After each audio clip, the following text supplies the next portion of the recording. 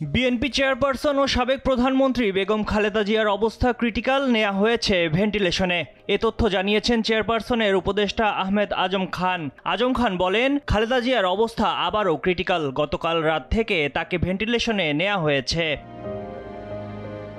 দেশবাসীর কাছে দোয়া চেয়ে আহমেদ আজম খান বলেন, ৩০ ডিসেম্বর গভীর রাত থেকে খালেদা জিয়া খুবই ক্রিটিক্যাল অবস্থায় রয়েছেন।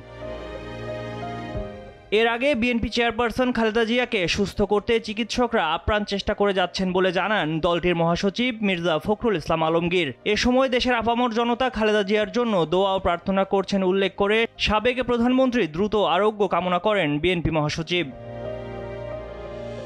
রাজধানীর এভারকেয়ার হাসপাতালের বিশেষজ্ঞ চিকিৎসক অধ্যাপক শাহাবুদ্দিন তালুকদারের নেতৃত্বে দেশি বিদেশি চিকিৎসকদের সমন্বয়ে একটি মেডিকেল বোর্ডের অধীনে খালেদা জিয়ার চিকিৎসা কাজ চলছে। এ বোর্ডে তারেক রহমানের সহধর্মিণী ডক্টর জুবাইদা রহমান, যুক্তরাষ্ট্র ও যুক্তরাজ্যের চিকিৎসকরাও রয়েছেন।